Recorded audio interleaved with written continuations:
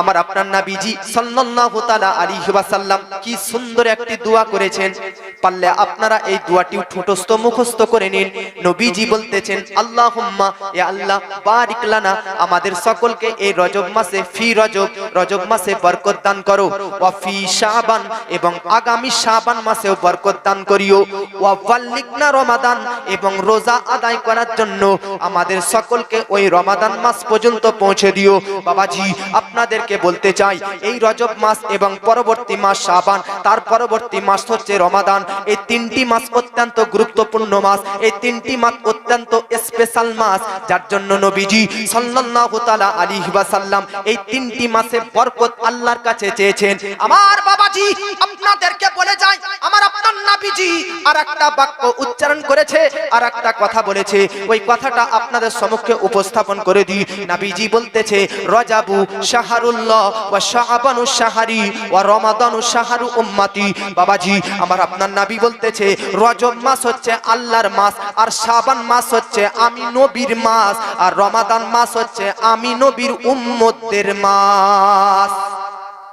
জোরে বলেন, রজব মাস আল্লাহর, আগামী শাবান মাস হচ্ছে নবী বলতেছে ওটা আমার মাস, আর তারপরের মাস রমাদান হচ্ছে আমার উম্মতদের মাস। জোরে বলুন সুবহানাল্লাহ।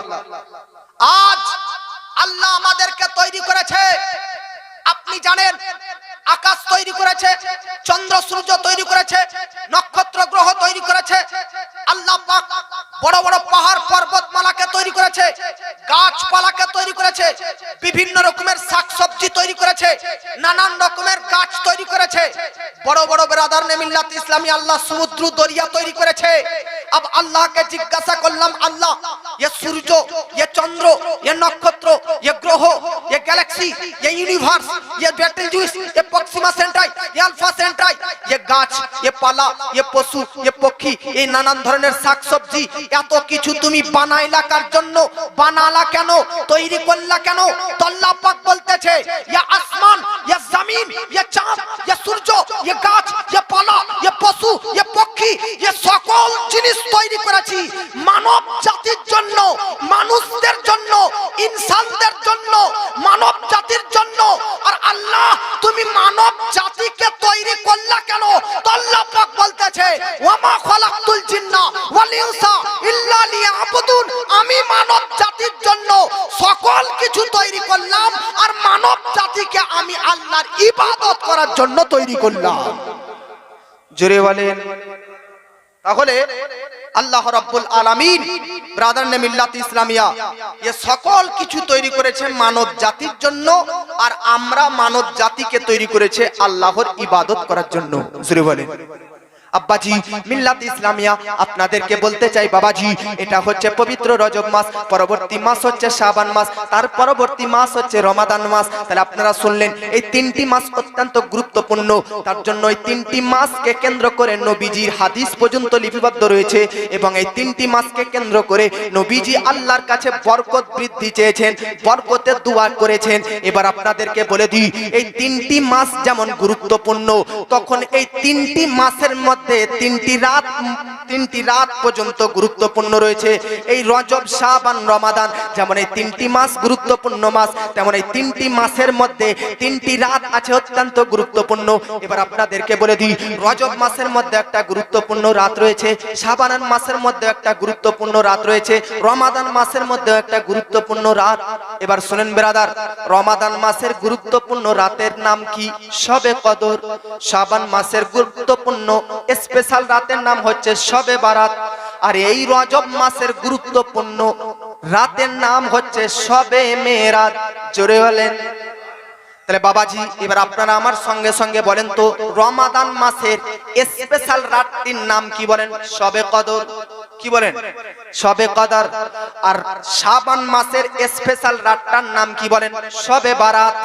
আর এই মেরাজ, এই রজব মাসের বেরাদার যেটা স্পেশাল রাত, ওই স্পেশাল রাতটার নাম শবে মারাজ। বেরাদার শাবান মাসের মধ্যে একটা গুরুত্বপূর্ণ রাত, শাবান মাসের গুরুত্বপূর্ণ রাতের নাম হচ্ছে শবে বারাত, লাইলাতুল বারাত। বাবাজি 15ই শাবান শবে বারাতের রাত আপনারা হালুয়া রুটি খান কি খান না? গ্রামের মধ্যে খান? বাহ, হালুয়া রুটি খাবেন। বুখারী শরীফের মধ্যে লিপিবদ্ধ সিদ্দিকা বলতেছে আমার নবীজির প্রিয় খাবার কোনটি? বুখারী শরীফের মধ্যে লিপিবদ্ধ রয়েছে ইউহিব্বুল হালুয়া ওয়াল আসল, নবীজির নিকট সবচাইতে পছন্দনীয় খাবার হচ্ছে দুইটি। জোরে বলেন কয়টি? দুইটি। এক নম্বরে হচ্ছে ইউহিব্বুল হালুয়া, এক নম্বরে হচ্ছে হালুয়া, ওয়াল আসল এবং দ্বিতীয় নম্বরে হচ্ছে মধু।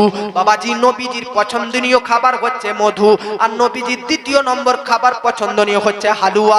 তাই বাবাজি আমরা হচ্ছে আহলে সুন্নাত ওয়াল জামাতের মানুষ, আমরা নবী প্রেমিক মানুষ। নবীর পছন্দনীয় খাবার আমরাও পছন্দ করব। নবীর পছন্দনীয় খাবার খেজুরও রয়েছে, নবীর পছন্দনীয় খাবার লাউ রয়েছে, নবীর পছন্দনীয় খাবার আরো অন্যান্য শাকসবজি ফল ফ্রুট রয়েছে।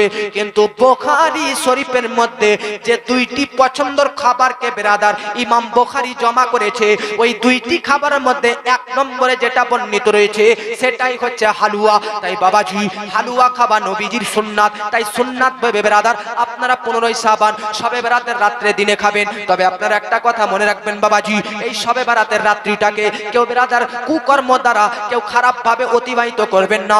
এখনকার তো টেকনোলজির যুগ, এখন তো যুবক যুবতীদের যুগ, এখন তো বেরাদার নে মিল্লাত ইসলামিয়া আলাদা যুগ। এককালীন বেরাদার শবে বরাতের রাত্রিতে মানুষ ইবাদত করত, দিনের বেলাতে রোজা রাখতো, আর এখনকার যুগে বেরাদার শবে বরাতের রাত্রে বম ফাটাচ্ছে। শবে বরাতের রাত্রিতে বেরাদার আজকে অন্যান্য বেরাদার নে মিল্লাত ইসলামিয়া পটাকা ফাটাচ্ছে, দিনের বেলাতে হারাম কর্মে লিপ্ত হচ্ছে। আপনাদেরকে বলতে চাই এই শবে বরাতের রাত্রে এবং দিনে যদি আপনারা রোজা রাখেন, রাত্রি বেলাতে যদি বেরাদার কিয়ামরত অবস্থায় দাঁড়ানো অবস্থায় নামাজ পড়েন, তাহলে ওই রাতের ফজিলত আপনারা পাবেন। বাবাজি আপনাদেরকে বলতে চাই এই রজব মাস চলতেছে, এর পরিবর্তে মাস নেক্সট মাসের নাম হচ্ছে শাবান মাস। আপনাদেরকে একটা কথা বলে দিই, আজ পর্যন্ত যত বক্তা বক্তব্য রেখেছে দেখবেন বেরাদার দরুদের ব্যাপারে একটা আয়াত পাঠ করে সূরা আহজাব থেকে 22 নম্বর পারা থেকে, ইন্নাল্লাহা ওয়া মালাইকাতাহু ইউসাল্লুনা আলান নবী, নিশ্চয় আল্লাহ ও তার ফেরেশতা নবীর প্রতি দরুদ প্রেরণ করে। ইয়া আইয়ুহাল্লাযীনা আমানু, হে ঈমানদার বিশ্বাসী বান্দাগণ, সাল্লু আলাইহি ওয়া সাল্লিমু তাসলিমা, অতএব হে ঈমানদার বিশ্বাসী বান্দাগণ তোমরাও নবীর প্রতি দরুদ প্রেরণ করো এবং বেশি বেশি করে সালাম পাঠাও। বাবাজি এই আয়াতটা প্রত্যেকটি বক্তা পাঠ করে, আপনারা যিনারা ধ্যান দেন তিনারা হয়তো শুনেছেন। এই আয়াতটা হচ্ছে আয়াতে দরুদ, ইন্নাল্লাহা ওয়া মালাইকাতাহু ইউসাল্লুনা আলান নবী। এই আয়াতে দরুদটা আমার নবীজির প্রতি শাবান মাসেই নাজিল হয়েছে। জোরে বলেন শাবান মাসে এই যে আয়াতে দরুদ, বক্তারা যে দরুদের ব্যাপারে আয়াতটা পাঠ করে, ইন্নাল্লাহা মালাইকাতাহু ইউসাল্লুনা আলান নবী, আল্লাহ তার ফেরেশতা নবীর প্রতি দরুদ পাঠায়, অতএব তোমরাও নবীর প্রতি বেশি বেশি করে দরুদ পড়ো, সালাম পাঠাও। এই যে আয়াতটা সূরা আহজাবে আছে, এই আয়াতটা ওই শাবান মাসে নাজিল হয়েছে। জোরে বলেন আমার নবীজির নাতি ইমাম হাসান, হযরতে আলীর পুত্র ইমাম হাসান, ইমাম হুসেন রাদিয়াল্লাহু আনহুর বড় ভাই ইমাম হাসান, ইমাম হাসান শবে বরাতের রাতটা 3 ভাগে ভাগ করতেন। পুরো রাতটা কয় ভাগে? পারলে আপনারাও নবীর নাতির মতন ভাগ করবেন নে করবেন। কি দেখেন, শবে বরাতের রাতটা নাতি রাসূল নওয়াসায়ে মুস্তাফা নবীজির নাতি ইমাম হাসান রাদিয়াল্লাহু তাআলা আনহু 3 ভাগে ভাগ করতেন। রাত শুরু হয় ধরেন সন্ধ্যা 6টা থেকে, তো ফজর টাইম পর্যন্ত শেষ, তো উনি 3 ভাগে ভাগ করতেন।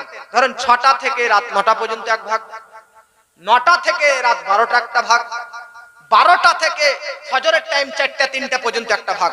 এই 3 ভাগ করতেন ইমাম হাসান শবে বরাতের রাত্রি, বারাতের রাত্রে 15 শাবান, যে রাত্রে হাওয়ালাওয়ারিটি খান। 3 ভাগের মধ্যে ইমাম হাসান বলতেছে আমি প্রথম ভাগে রাত্রের প্রথম অংশে এক ভাগে আমি শুধু নবীর উপর দরুদ ও সালামি পাঠ করতে থাকি, কারণ দরুদ ও সালামের ব্যাপারে এই মাসেই আয়াত নাজিল হয়েছে। সেই সূত্রে আমি ইমাম হাসান রাদিয়াল্লাহু তাআলা আনহু শবে বরাতের 3 ভাগের প্রথম ভাগে প্রথম অংশে শুধু নবীর উপর দরুদ সালাম পাঠাই, আর এক্সট্রা কোনো কাজ করি না। ইমাম হাসান বলতেছে 3 ভাগের এক ভাগ হলো প্রথম ভাগে নবীর প্রতি দরুদ সালাম পাঠাই, দ্বিতীয় ভাগে আমি তওবা করি, ইস্তেগফার পড়ি। দ্বিতীয় ভাগে কি করি? তওবা ইস্তেগফার, আস্তাগফিরুল্লাহ রাব্বি মিন কুল্লি যামবি ওয়া আতুবু ইলাই, ইস্তেগফার নতশীলতা তাসবিহ তাহলিল ইত্যাদি করেন দ্বিতীয় ভাগে। ইমাম হাসান বলতেছে 3 নম্বরে শেষের রাত্রের শেষ অংশে ফজরের আগে পর্যন্ত ওই শবে বরাতের রাতের শেষ অংশে আমি শুধু নামাজ পড়তেই থাকি। জোরে বলেন। প্রথম ভাগে নবীর প্রতি দরুদ পড়েন, দ্বিতীয় ভাগে তওবা ইস্তেগফার পাঠ করেন, 3 নম্বর ভাগে কি করেন বললাম, নামাজ পড়েন। এজন্য শবে বরাতের বৈশিষ্ট্য আছে। শবে বরাতের বৈশিষ্ট্য, দুনিয়াতে মানুষ ইমাম আব্দুল কাদের জিলানী, হুজুর গৌসুল ওরা গৌসে পাক রহমাতুল্লাহ আলাইহি বড় পীর আব্দুল কাদের জিলানী গুনিয়াতুত তালিবিন কিতাবের মধ্যে লিখতেছে, মুসলমানদের জন্য দুনিয়াতে 2টি শরঈ ঈদ। জোরে বলুন কয়টি? কয়টি ঈদ পালন করেন আপনারা? 2টি। একটা ঈদুল ফিতর রমাদানের 30 রোজা রাখার পর, আর একটা কুরবানির টাইমে বকরা ঈদ। তো হযরতে বড় পীর আব্দুল কাদের জিলানী বা গিলানী গুনিয়াতুত তালিবিন কিতাবের মধ্যে বলতেছে, মুসলমানদের জন্য মুসলমানরা যেমন এই দুনিয়াতে 2টো ঈদ পালন করে, একটা হচ্ছে শাওয়াল মাসের 1 তারিখ ঈদুল ফিতর, আর একটা জিলহজ মাসের 10 তারিখ বকরা ঈদ ঈদুল আযহা। তেমন আসমানের ফারিস্তারাও আসমানে 2টি দিন বা 2টি রাতে তারাও ঈদ পালন করে। আমাদের কাছে তো ঈদ হিসাবে ঈদুল ফিতর আর ঈদুল আযহার দিন ঈদ, আর তিনারা আকাশের ফারিস্তারা যে 2টি রাত্রিতে তিনারা ঈদ হিসাবে মান্যতা গণ্যতা, যে 2টি রাত্রিতে আসমানের ফারিস্তারা ঈদ হিসাবে পালন করে, ওই 2টি রাত হচ্ছে, একটা রাত হচ্ছে শবে বরাতের রাত, আর আরেকটা রাত হচ্ছে শবে কদরের রাত। জোরে বলেন। আসমানে ফারিস্তাদের ঈদ হয় শবে বরাতের রাতে আর শবে কদরের রাতে, আর দুনিয়াতে ঈদ মুসলমানদের হয় ঈদুল ফিতর রোজা রাখার পর, আর একটা জিলহজ মাসের 10 তারিখ বকরা ঈদে। জোরে বলেন। বাবাজি, নবী বলতেছেন শবে বরাতের রাত্রিতে যদি কেউ পুরো রাত্রিটা ইবাদত দ্বারা, জিকির, তাসবিহ, তাহলিল ইত্যাদি দ্বারা পুরো রাতটা অতিবাহিত করে, তো নবী বলতেছে মদিনা শহরের মধ্যে সবচাইতে বেশি যে সমাজের কাছে ছাগল ছিল, সেই সমাজের নাম হচ্ছে বানু কালব। আমার নবী বলতেছে বানু কালবের মধ্যে সবচাইতে মদিনার অন্যান্য সমাজ, অন্যান্য গোষ্ঠী, অন্যান্য গ্রুপ, অন্যান্য বংশ চাইতে সবচাইতে বেশি যে বংশে ছাগল লালিত পালিত পোষা হতো, ওই গোত্র বংশের নাম, সমাজের নাম হচ্ছে বানু কালব। আমার নবী বলতেছে বানু কালবের মধ্যে যতটা পরিমাণ ছাগল আছে, আর যতটা ছাগলে যতটা পরিমাণ পশম বা চুল রয়েছে, লোম রয়েছে, প্রত্যেকটি লোমের পরিবর্তে শবে বরাতের রাত্রিতে আল্লাহ পাক জাহান্নামীদেরকে জাহান্নাম থেকে মুক্তি দিয়ে জান্নাতের সার্টিফিকেট দান করে। বানু কালবের গোত্রের মধ্যে বানু কালব একটা বংশ, ওই বংশের কাছে যত পিস ছাগল ছিল, প্রত্যেকটি ছাগলের যত লোম ছিল, প্রত্যেকটি লোমের পরিবর্তে একটা লোম, একটা ছাগলের শরীরে তো আর 100-200টা লোম থাকে না, লক্ষ লক্ষ লোম তার ছাগলের গায়ে থাকে। একটা ছাগলের গায়ে লক্ষটা লোম থাকলে আল্লাহ পাকের কি কারিশমা! বানু কালবে তো আর একটা ছাগল ছিল না, শত শত হাজার হাজার ছাগল ছিল। কত ছাগল আর কত শরীরে লোম, ততটা পরিমাণ শবে বরাতের রাত্রিতে জাহান্নামীদেরকে আল্লাহ মুক্তি দিয়ে জান্নাত দান করতে থাকে। শুনেন, শবে বরাতের রাত্রে নবী বলতেছে এই রাত্রিতে কে মারা যাবে পুরো বছরের মধ্যে তার নাম, তার লিস্ট করা যায়। জোরে বলেন, কে মারা যাবে? এই ধরেন এই সামনে আসছে শবে বরাত 15 শাবান, এই গত শাবান মাসে, গত শাবানের 15 তারিখ, গত শবে বরাতে, এই শবে বরাত পর্যন্ত কে মারা যাবে, কে জিন্দা থাকবে, তার লিস্ট করে হযরতে ইসরাইল মৃত্যুর ফেরেশতা মালাকুল মউত ফেরেশতার হাতে আল্লাহ দিয়ে দিয়েছিলেন।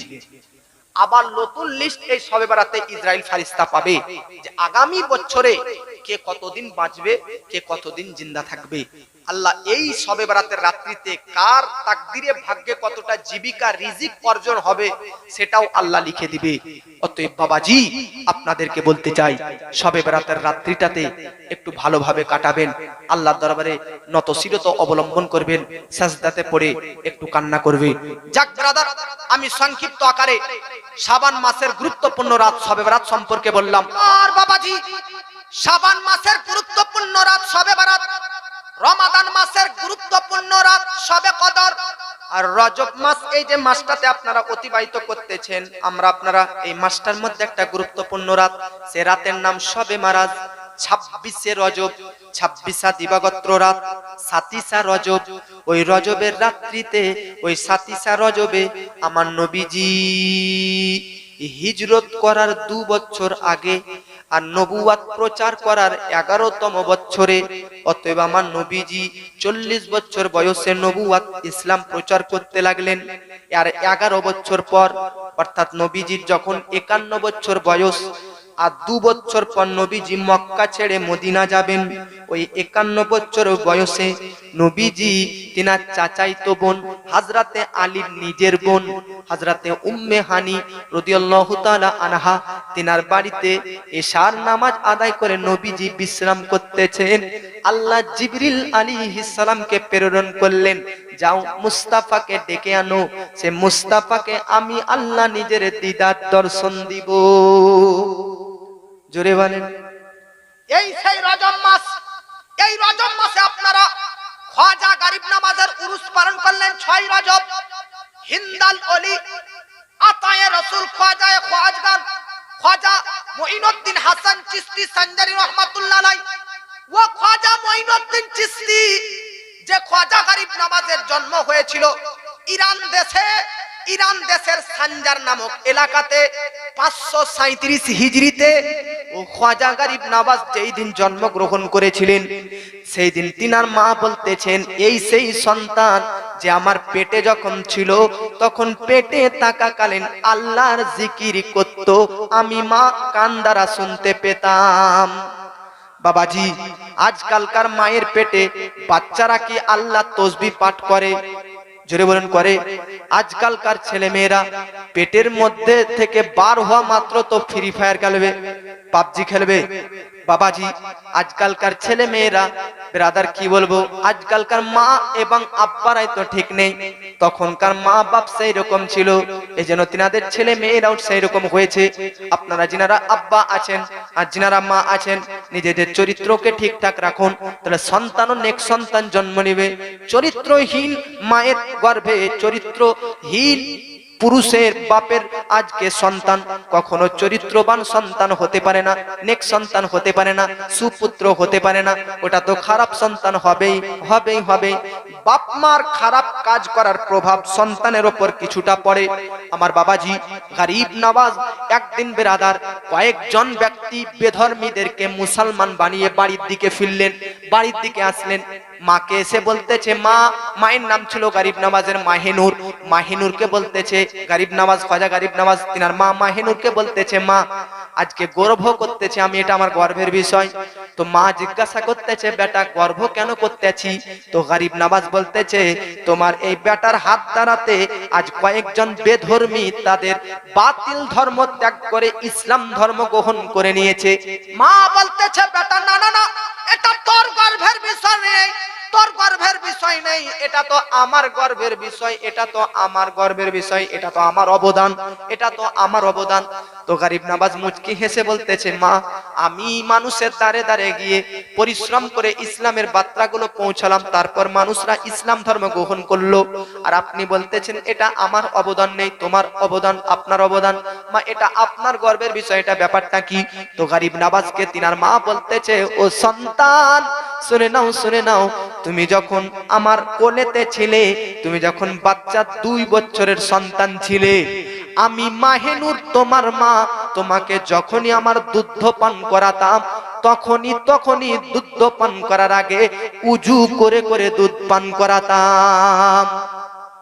আমি মা ওই দিন তোমাকে, মা সন্তানকে কতদিন দুধ পান করাতে পারবে? 2 বছর। হানাফি মাযহাব অনুযায়ী কত বছর বলেন? 2 বছর। মা মাহিনুর গরিব নওয়াজ খাজা মুঈনুদ্দিনকে বলতেছে, বেটা ওই 2 বছরে তোমাকে যখনই দুধ পান করিয়েছি, উজু করে করে দুধ পান করাইয়াছি, যার জন্য তোমার ওপর এই প্রভাব পড়েছে যে তোমাদের হাত দ্বারাতে আজ শত শত বেধর্মীরা মুসলমান হচ্ছে। মা আপনি তো ছেলেকে পাশে নিয়ে টিভি দেখবেন, তো আপনার ছেলে হিরো হবে না? তো মসজিদের ইমাম হবে? যেটা বলে আপনি তো মেয়েকে পাশে বসায় সিরিয়াল দেখছেন, এই সিরিয়ালটা লাগান রে। এখন তো টিভি নাই, টিভির যুগ শেষ, মোবাইল। এই জন্য মোবাইলে ওই সিরিয়ালটা বার করতে। ভাই সমাজে এরকম হচ্ছে কি না? তো যে মা তার সন্তানকে বলে টিভিটা চালা, এই সিরিয়াল বার কর, এই ফিল্ম লাগা, তো সন্তান কি মসজিদের ইমাম, মসজিদের কাবা ঘরে তাওয়াফকারী হাজী হবে? আল্লাহ ওয়ালা হবে? নো। আপনারা মা যদি আমার বক্তব্য বুঝতে পাচ্ছেন, তাহলে একটা আপনাদেরকে কথা বলে দিই। খাজা বাহাউদ্দিন মুলতানি রহমাতুল্লাহ আলাইহির খলিফা খাজা ফখরুদ্দিন রহমাতুল্লাহ আলাইহি একটা রাস্তা দিয়ে হেঁটে যাচ্ছে। একটা বাড়ির সামনে একটা বাপ তার ছোট্ট বাচ্চা, তার বাচ্চা 2 মাসের বাচ্চাকে কোলে করে নিয়ে কান্না করতেছে। বাচ্চাটা কান্না করতেছে, বাপ টেনশন। আল্লাহর ওলি রাস্তা দিয়ে যাচ্ছেন, জিজ্ঞাসা করতেছেন, ও বাবা তোমার বাচ্চা কান্না করতেছে, চুপাও। তো বলতেছে, হুজুর কি বলবো, 2 মাস ধরে লাগাতার কন্টিনিউ এই বাচ্চা চুপই করে না, এত ডক্টর এত চিকিৎসালয়ে চিকিৎসা করে না, বাচ্চা চুপচাপ হয় না, কান্না করেই যাচ্ছে করেই যাচ্ছে। তো খাজা ফখরুদ্দিন বলতেছে, দেখি বাচ্চাটা একবার দাও তো। বাচ্চাটা দেখা মাত্র বলতেছে, ই তো মায়ের পেটের আল্লাহর ওলি গো। জোরে বলেন, ই মায়ের পেটের ওলি। তো বাপ বলতেছে, ওলি বলছেন আর কান্নার ঠেলায় রাত্রে ঘুম আসে না, আর ই মায়ের পেটের ওলি? হ্যাঁ, ব্যাপারটা কি? তো বলতেছে, দাও বাচ্চা দাও, দেখো এখনই চুপচাপ হয়ে যাবে। আচ্ছা তাই নেন। বাচ্চাটা খাজা ফখরুদ্দিন রহমাতুল্লাহ আলাইহি নিলেন, আর কানে যে কি ফুসুর ফুসুর করে কি বললেন, 2 মাস ধরে যে বাচ্চা কখনো চুপ হয়নি, সেই বাচ্চার সঙ্গে সঙ্গে চুপ হয়ে গেলেন। বাপ অবাক দৃষ্টান্তে বলতেছে, হুজুর এমবিবিএস পাস ডাক্তাররাও এই বাচ্চাকে চুপচাপ করাতে পারেনি, এর কান্না কোনো ডাক্তার চিকিৎসকরা চুপাতে পারেনি, থামাতে পারেনি। আপনি কানের মধ্যে এমন কি ফুসফুস করে বললেন যে বাচ্চা চুপ হয়ে গেল? তো আল্লাহর ওলি খাজা ফখরুদ্দিন বলতেছে, এর মাকে ডাকো, এর মাকে। মাকে ডাক দেওয়া হলো। আল্লাহর ওলি জিজ্ঞাসা করছে ওই বাচ্চার মাকে, যে মা বলো তো সত্যি করি, তুমি কি এই বাচ্চাকে পেটে রেখে কোরআন পাঠ করতে?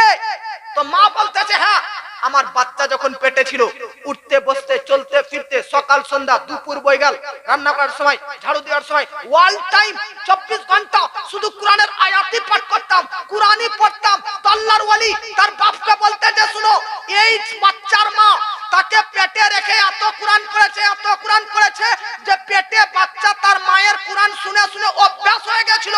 বাচ্চাকে তো মা জন্ম দিয়েছে, মা বাচ্চা জন্ম দেওয়ার পর নাপাক ছিল, কোরআন পড়তে পারেনি, কোরআন পড়ার সুযোগ পায়নি, বাচ্চাও কোরআন শুনতে পায়নি বলে কান্না করতেছিল। 2 মাস পর্যন্ত বাচ্চা কোরআন শুনতে চাইছিল, আর তোমরা ওষুধ দিয়েছিলে, ডাক্তারের কাছে নিয়ে গেছিলে, কোরআনটা পাঠ করলে না। আমি এই টাইমে তার কানের কাছে সূরা কিছুটা আয়াত পাঠ করে দিলাম, কিছু আয়াত শোনা মাত্র তোমার বাচ্চা চুপ হয়ে গেল। ও বাচ্চা ছিল, কোরআন না শুনতে পেয়ে কান্না করতেছিল। জোরে বলেন, তো কি মা তার বাচ্চাকে পেটে রেখে অভ্যাস করে দিয়েছে যে বাচ্চা দুনিয়াতে আসার পর কোরআনের আওয়াজ পায়নি, তো কান্না থামাতে পারেনি। জোরে বলেন। এজন্য মা আব্বা আপনাদেরকে বলে দিই, আজ আপনি যেরকম আল্লাহওয়ালা নেক হবেন, আপনার সন্তান সন্ততি সেরকম নেক হবে। এজন্য প্রত্যেকটি পিতা মাতা, প্রত্যেকটি আব্বা মাকে চেঞ্জ করা উচিত। যে সন্তানের পিতা অন্য ব্যভিচারে লিপ্ত, যে সন্তানের পিতা পাপাচারে অভ্যস্ত, মদ্যপান করা, জেনা, সুদ ইত্যাদিতে লিপ্ত, ও সন্তান, ওই বাপের সন্তান কখনো নেক হতে পারে না। আমি তো প্রায় স্টেজে বলি, আজকেও আপনাদেরকে বলতেছি, জীবনে অন্য পাপ তো করছেন, কিন্তু একটা পাপ কখনো করিয়েন না, নাহলে আপনার 7 জন্ম পর্যন্ত সব বেকার। হারাম খাদ্য কখনো খাবেন না। কি বললাম? হারাম, হারাম খাবার, সুদের টাকা, হারাম টাকা। শুধু সুদের টাকা হারাম নয়, সুদ খাওয়া হারাম নয়, সুদ দেওয়াও হারাম। সুদ যে অফিসে লেখালেখি যে করে, সেও হারাম কাজ করে। তো সুদ বাদ দিয়ে কি সমাজে আর হারামের টাকা নাই? মানুষের জমি গেলেন, মাঠে গেলেন, কারো শসা লাগা আছে, খিরা লাগা আছে, 2-1 পিস তুড়ি খেলিলেন, জায়েজ হলো না? না জায়েজ? জোরে বলেন। মানুষের লিচুর গাছ, আমের গাছ লাগা আছে, রাত্রে লুকিয়ে গেলেন, কিছুটা আম কিছুটা লুকিয়ে পেড়ে খেয়ে নিলেন, জায়েজ হলো না? না জায়েজ? হালাল খাদ্য হলো না হারাম? মানুষের ওপর অন্যায় করে কারো জমি, কারো আল কেটে নিয়ে সেই জমি সেইটুকু জায়গাতে চাষ করা ওই খাবারটাও হালাল হবে না হারাম? এই জন্য শুধু সুদখোর সমাজে হারামখোর তা নয়, আরো আমাদের সমাজে বহু হারামখোর, স্ট্যান্ডার্ড হারামখোর আছে, তাদেরকে আমরা হারামখোর বলি না। শুনেন, আরেকটা হারামখোর আমাদের সমাজে আছে, ওটা আমরাও হয়ে যেতে পারি। সেটা কি? আমরা জমির জাকাত দিই। জমির জাকাত কি করে দিতে হবে? তিনটি জিনিসের জাকাত দিতে হবে, একটা সোনা চাঁদি, আর একটা জমি, আর একটা ব্যবসার মালের উপর। সোনা গয়না যে মা বোনের কাছে আছে, এক ভরি সোনা, তো এক ভরি সোনা যার কাছে আছে সেই মা বোনকে প্রতি বছর জাকাত বার করতে হবে। কি বললাম? 100 টাকায় 2.5 টাকা জাকাত। কয় টাকা? জোরে বলুন, কয় টাকা? যদি কারো কাছে 52.5 ভরি চাঁদি বা তার সমতুল্য টাকা থাকে, তাহলে সে তার উপর জাকাত ফরজ। 52.5 ভরি চাঁদির দাম খুব জোর 55,000 টাকা হবে। 55,000 টাকার অধিকতর এক ভরি সোনাতে 55,000 টাকা এক ভরি সোনা দিবে? জোরে বলেন, দিবে? দিবে না। এক ভরি সোনা কমপক্ষে তো 1 লাখ টাকার উপরেই। এই জন্য যে মা বোনরা খুব কানের দুল, হার ইত্যাদি বানিয়েছেন, পড়েন জায়েজ আছে, তবে মা বোন ওই সোনার জাকাত আপনাকে দিতে হবে। ইমাম সাহেবদের সঙ্গে যোগাযোগ করতে হবে, কিভাবে সোনা চাঁদির জাকাত দিতে হবে ওটা বার করবেন।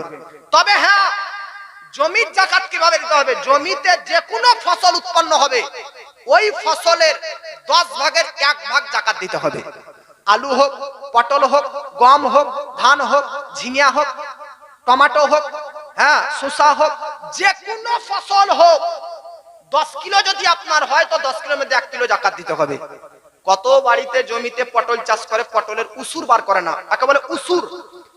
এই জন্য বাবাজি, জমিতে যে কোনো ফসল উৎপন্ন করবেন। এই যে আপনারা ভুট্টা চাষ করতেছেন, ভুট্টার জাকাত লাগবে কি লাগবে না? জমির জাকাত। ভুট্টাতে আপনার যদি 10 কুইন্টাল ভুট্টা হয় তো আপনাকে 1 কুইন্টাল লাগবে জাকাত। জোরে বলুন, কয় কুইন্টাল? জমি থেকে ভুট্টা তুলে আনলেন, দেখা গেল আপনার ভুট্টা হচ্ছে 10 কুইন্টাল, তাহলে আপনাকে ওই 10 কুইন্টাল ভুট্টা থেকে আগে 1 কুইন্টাল বার করতে হবে কি? জাকাত। তারপরে এই 9 কুইন্টাল থেকে মুনিশ ইত্যাদি পারিশ্রমিক বার করবেন, অন্যান্য জনকে দিবেন, কিন্তু আগে 1 কুইন্টাল বার করতে হবে জাকাত। এই পৃথিবী সৃষ্টি তোমার নামেরই ওসিলায়, ও মদিনার কামলিওয়ালা সালাম তোমায়।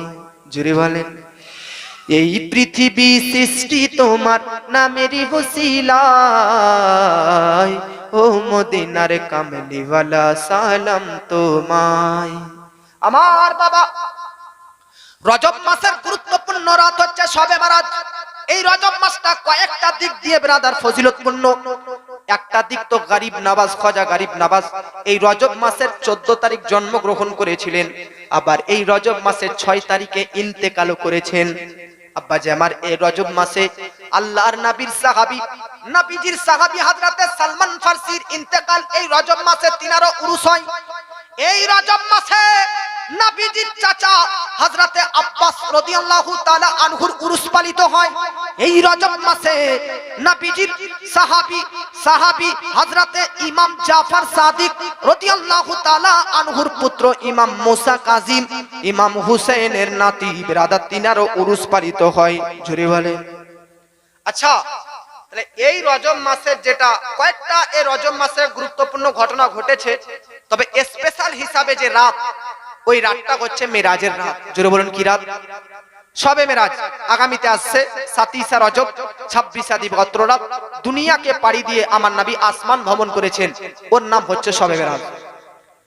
আল্লাহ 15 নম্বর পারা, সূরার নাম সূরা বানী ইসরাইলে 1ম নম্বর আয়াতে আল্লাহ উল্লেখ করতেছে, সুবহানাল্লাযী আসরা বিআবদিহি লাইলাম মিনাল মাসজিদিল হারাম ইলাল মাসজিদিল আকসা।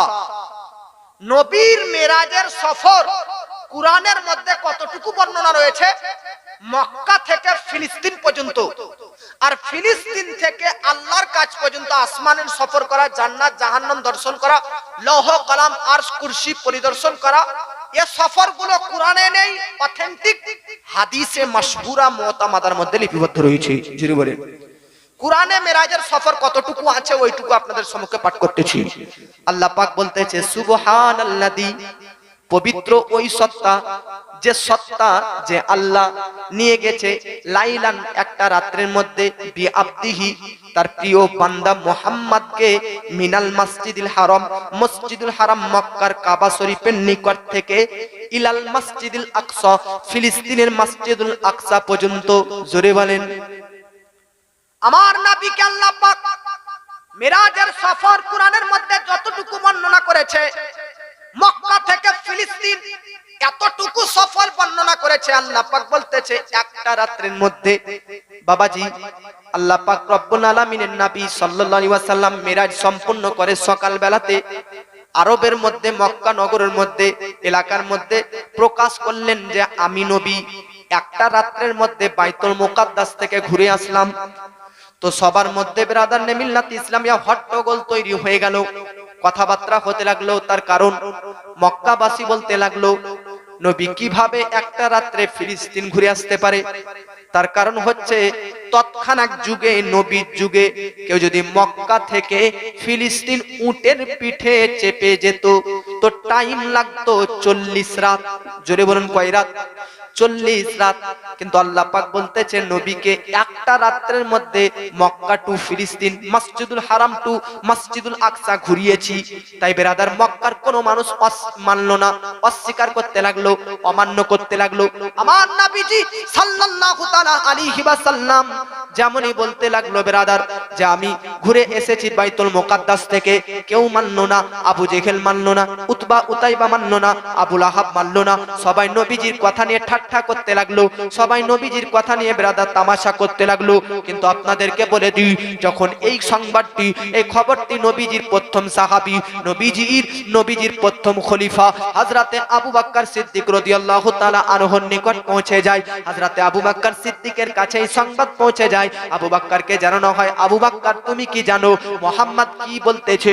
আবু বকর বলতেছে কি বলতেছে? তো হযরতে আবু বকর সিদ্দিককে কোন একজন ব্যক্তি বলতেছে মুহাম্মদ এই বলে বেড়াচ্ছে যে আমি গত রাত্রির মধ্যে একটা রাত্রের মধ্যে মেরাজ সুসম্পন্ন করে আসলাম, 7 আসমান ভ্রমণ করে আসলাম। আল্লাহর নবীর সাহাবী আবু বকর সিদ্দিক বেরাদার নে মিল্লাত ইসলামিয়া তিনি শোনা মাত্র বলতেছে আচ্ছা এইরকম কি নবী মুহাম্মদ বলেছে? তো হযরতে আবু বকরকে বলতেছে হ্যাঁ বাস্তবেই তিনি বলতেছে যে একটা রাত্রের মধ্যে ফিলিস্তিনের বাইতুল মুকাদ্দাস তৎসহ 7 আসমান অতিক্রম করে গিয়েছে, আবার ভ্রমণ করে এসেছে একটা রাত্রের মধ্যে। কেউ মানে না, কেউ বিশ্বাস করে না। তুমি বলো কি বলো, তুমি কি বলতে চাইছো? তো আমার নবীজির এই সংবাদ হযরতে আবু বকর সিদ্দিকের নিকটে যেমনই পৌঁছে যায়, আবু বকর সঙ্গে সঙ্গে ওই ব্যক্তিকে জবাবে বলে দেয় যদি সত্যি মুহাম্মদ এই রকম বলতেছে যে একটা রাত্রের মধ্যে সম্পূর্ণ মেরাজ সুসম্পন্ন করেছি, তো যাও যাও আমি আবু বকর নবীজির কথাকে বিশ্বাস এবং মেনে নিলাম। নবীজির মেরাজে যাওয়া ঘটনাকে কেউ মানতে পারেনি, কিন্তু আবু বকর সিদ্দিক যখন তিনাকে বলা হলো যে নবী বলতেছে মেরাজ সম্পন্ন করলাম, তো সঙ্গে সঙ্গে আবু বকর সিদ্দিক বিনা দ্বিধায় নির্দ্বিধায় মেনে নিলেন। এখন আবু বকর সিদ্দিককে জিজ্ঞাসা করা হলো তুমি মেনে নিলে ব্যাপারটা কি? তো হযরতে আবু বকর বলতেছি কেন মানবো না? আচ্ছা জান্নাত কি তোমরা কেউ দেখেছো? জান্নাতের কথা তো কেউ দেখেছো, কেউ দেখোনি, কিন্তু বিশ্বাস কেন করো? নবী বলেছেন বলে। জাহান্নাম কি কেউ দেখেছো? না না না, কিন্তু নবী বলেছে জাহান্নাম আছে, তাই জাহান্নাম তোমরা বিশ্বাস করেছো। হযরতে আবু বকর বলতেছে লৌহ কলম আছে, তোমরা কি কেউ চোখে দেখেছো? না না না, নবী বলেছে তাই তোমরা বিশ্বাস করে নিয়েছো। আচ্ছা বলো তো আরশ কুরসি কেউ কি দেখেছো? না না না, চোখে তো কেউ দেখিনি, তাহলে আরশ কুরসি মানো কেন? নবী বলেছে বলে। আচ্ছা তোমরা বলো তো সিদরাতুল মুনতাহা বলে একটা গাছ আছে, এই গাছটার তোমরা কি সচক্ষে দেখেছো? দেখিনি, মানো কেন? নবীজি বলেছে। আচ্ছা বলো তো তোমরা লামাকা কি কেউ দেখেছো? না না না, তাহলে মানো কেন? নবী বলেছে। জিবরাইল, মিকাইল, ইসরাফিল, ইসরাইল এই ফেরেশতা কাউকে দেখেছো? না না না, বিশ্বাস করো কেন, মানো কেন? নবী বলেছে বলে। দুই কাঁধে যে কেরামান কাতিবিন ফেরেশতা আছে দেখেছো? না না না, মানো কেন? নবী বলেছে। কবরে মুনকার নাকির 3টি কোশ্চেন করবে, তোমরা কি কেউ দেখেছো কেউ কি কবর থেকে ফিরে দুনিয়াতে এসেছে? না না না, বিশ্বাস কেন করো? নবী বলেছে। আচ্ছা সব চাইতে বড় কথা তোমরা এক আল্লাহকে মানো, আল্লাহকে কি কেউ সচক্ষে দেখেছো? রবকে কি কেউ দেখেছো?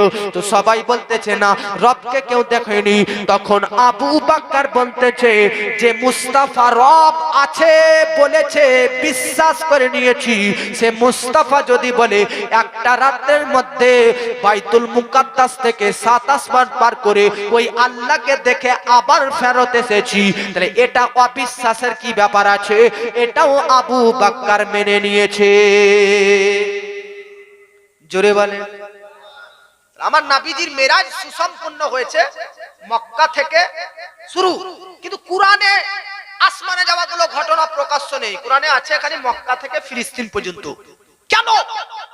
আল্লাহ পাক বলতেছে বান্দা বান্দি কুরআনে এত লম্বা ঘটনা ভরে কুরআনকে লম্বা করব কেন? আসল নবী প্রেমিক যারা হবে, আবু বকর ওয়ালা যারা হবে, তারা কুরআনের ওইটুকু ঘটনা থেকেই পুরো মিরাজটা মেনে নেবে। আর যারা আবু জেহেল ওয়ালা হবে, তারা সম্পূর্ণ ঘটনা কুরআনে বললেও তারা মানতো না। নূর নবীজি আমিরা তোমায় ভুলতে পারি না, তোমার আম্মা আমিনা গো তোমার দুধ মা হালিমা। জোরে বলেন। রাগি আসুন। তোমার আম্মা আমিনা গো তোমার দুধ মা হালিমা। তুমি জন্ম নিলে মা আমিনার ঘরে, ফারিসি তারা আসে সেই ঘরে। তুমি সিরাতে রাসূল মারিফা তেরি বুলবুল, তোমার দোয়া কবুল করিতে খোদা দেরি করে না। তোমার আম্মা আমিনা গো তোমার দুধ মা হালিমা। জোরে বলেন সুবহানাল্লাহ। আল্লাহ পাক সূরা বনী ইসরাইল প্রথম নম্বর আয়াতে বলতেছে সুবহানাল্লাযী আসরা, একটা রাতের মধ্যে বিআবদিহি, তার প্রিয় বান্দা মুহাম্মদ প্রিয় হাবিব মুস্তাফাকে মক্কা টু মসজিদুল হারাম থেকে মসজিদুল আকসা একটা রাতে ঘুরিয়েছি। ও আল্লাহ, কুরআনের মধ্যে মক্কা থেকে ফিলিস্তিন এতটুকু মিরাজের যাত্রা বর্ণনা লইলো, বাকিটুকু কেন বর্ণনা করলে না? তো আল্লাহ পাক বলতেছে, আচ্ছা মাশাআল্লাহ, সোফরা খাতুন 500 টাকা দিয়েছে মা বাবার নামে।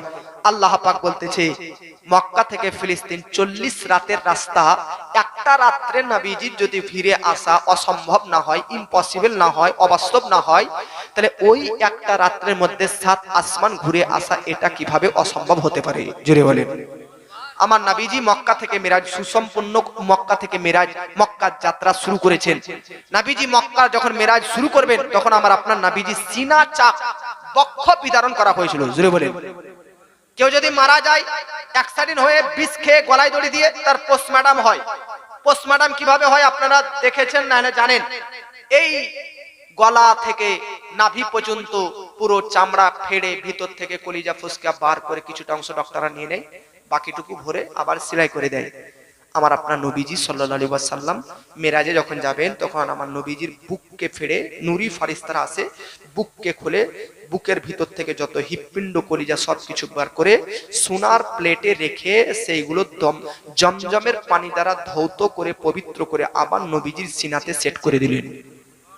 একে বলে সিনা চাক। কুরআনের সূরা ইনশিরা 30 নম্বর পারাতে বলতেছে আলাম নাশরাহ লাকা সদরক। আল্লাহ পাক নবীকে বলতেছে, হাবিব আমি কি আপনার সিনাকে খুলে দেইনি রহমত এবং জ্ঞান এবং হিকমত দ্বারা? জোরে বলেন। আমার নবীর এই যে সিনা ফেড়ে ভিতর থেকে বার করে জমজমের পানি দ্বারা ধৌত করে ইলম ও বিদ্যা হিকমত সবকিছু ভরে আবার ভিতরে ভরে দিলেন। এরকম করে আমার নবীজি 4 বার করা হয়েছে। কবার? একবার যখন বাল্যকাল মা হালিমার বাড়িতে ছিলেন, দ্বিতীয়বার যখন 10 বছর বয়স নবী, তৃতীয়বার যখন নবীজি নবুয়ত প্রচার করবেন, চতুর্থবার 51 বছর বয়সে যখন নবী মিরাজে যাবেন। জোরে বলেন। মক্কা থেকে যখন নবী মিরাজ শুরু করলেন, মক্কা টু ফিলিস্তিন, মসজিদুল হারাম থেকে মসজিদুল আকসা, এর মধ্যে কয়েকটা ঘটনা ঘটেছে। তার মধ্যে একটা ঘটনা যে আমার নবীজিকে বোরাকের পিঠে নিয়ে যাওয়া হচ্ছে। মনে রাখবেন, মক্কা থেকে ফিলিস্তিন পর্যন্ত নিয়ে যাওয়া হয়েছে বোরাকের পিঠে। বোরাক এমন একটা সওয়ারি, যে সওয়ারিটি গাধার চাইতে একটু বড়, খচ্চর চাইতে একটু ছোট, সাদা রঙের। বোরাক শব্দ বৃক্ষ থেকে এসেছে, আর মানে কারেন্ট। বোরাক মানে কারেন্ট, কারেন্টের মতন গতিবেগে ছুটে, এই জন্য বলা হয়েছে বোরাক। জোরে বলেন। নবীজির দৃষ্টি যতদূর যেত, বোরাকের এক পা ততদূর পড়তো। জোরে বলেন। নবীজি মক্কা থেকে ফিলিস্তিন বোরাকের পিঠে গিয়েছে, ফিলিস্তিনের মসজিদুল আকসা থেকে প্রথম আসমান পর্যন্ত নূরের সিঁড়িতে গিয়েছেন। প্রথম আসমান থেকে 7 নম্বর আসমান পর্যন্ত নবীজি ফারিস্তাদের নূরি ফারিস্তাদের কাঁধে গিয়েছে। 7 নম্বর আসমান থেকে লামাকা পর্যন্ত নবীজি জিবরিল আলাইহিস সালামের কাঁধে গিয়েছে। লামাকা থেকে আল্লাহর নিকট পর্যন্ত নবী রাফরাফ নবী একা একাই গিয়েছে। জোরে বলেন সুবহানাল্লাহ। নবীজি মক্কা থেকে যখন ফিলিস্তিন পর্যন্ত নিয়ে যায় বোরাকের পিঠে জিবরিল ফারিস্তা চাপিয়ে, তখন আমার নবীকে বলতেছে হাবিব নামাজ পড়েন। তো 3 জায়গাতে আল্লাহর নবীকে জিবরিল ফারিস্তা নামাজ পড়তে বলেছিলেন। 3 জায়গাতে আমার নবী নামাজ পড়লেন। আল্লাহর নবীকে জিবরিল ফারিস্তা বলতেছে হাবিব আপনি কি জানেন প্রথমবার যেখানে নামাজ পড়লেন ওটা কোন জায়গা? ওটাই হচ্ছে মদিনা, যেখানে আপনি 2 বছর পর 53 বছর বয়সে মক্কা থেকে হিজরত করে মদিনা আসবেন। জোরে বলেন। দ্বিতীয় রাউন্ডে যেখানে আপনি নামাজ পড়লেন ওটা হচ্ছে তুর সিনা, মিশরের মধ্যে অবস্থিত তুর সিনা। তুর বলে একটা পাহাড়, সিনা বলে জায়গাতে অবস্থিত। এটা তুর পাহাড়। ওই তুর পাহাড়ে মুসা আলাইহিস সালাম আল্লাহর সঙ্গে কথোপকথন করেছিলেন। ওখানে আপনি দ্বিতীয়বার নামাজ পড়লেন। জোরে বলেন। সুবহানাল্লাহ। তৃতীয় রাউন্ডে যেখানে আপনি নামাজ পড়লেন ওটা বাইতুল মুকাদ্দাস থেকে পূর্ব দিকে 9 কিলোমিটার দূর।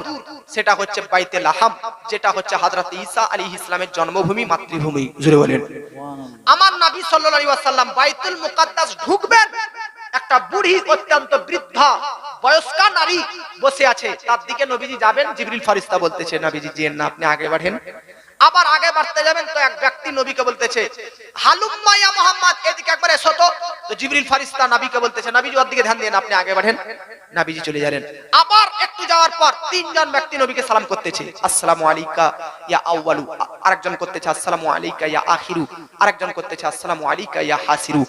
জিবরিল ফারিস্তা বলতেছেন প্রথমে যে বৃদ্ধা মহিলাটা আপনি যার দিকে যাচ্ছিলেন, বয়স্কা মহিলাটা, ওটা হচ্ছে দুনিয়া। ওই বৃদ্ধা মহিলার মতন দুনিয়ার বয়স কমে গেছে, আর কিছুদিন দুনিয়া আছে, তারপর কিয়ামত হয়ে যাবে। জোরে বলেন সুবহানাল্লাহ। দুনিয়াটা ওই বৃদ্ধা মহিলার মতন বয়স ওলা হয়ে গেছে, আর বেশি দিনের দুনিয়া নয়। দ্বিতীয় রাউন্ডে যে আপনাকে ডাকছিল হালুম্মা ইয়া মুহাম্মদ এদিকে এসো, ওর দিকে যাননি, ও হচ্ছে ইবলিস। ওর দিকে যদি যেতেন তাহলে আপনি পথভ্রষ্ট হয়ে যেতেন। জোরে বলেন আল্লাহু আকবার। তৃতীয় রাউন্ডে আপনাকে 3 বার যে সালাম করলো, প্রথমবারে ইব্রাহিম নবী সালাম করলো, দ্বিতীয় রাউন্ডে মুসা নবী সালাম করলো, তৃতীয় রাউন্ডে ঈসা নবী সালাম করলো, কারণ আপনি উনাদের কবর হয়ে অতিক্রম করলেন। জোরে বলেন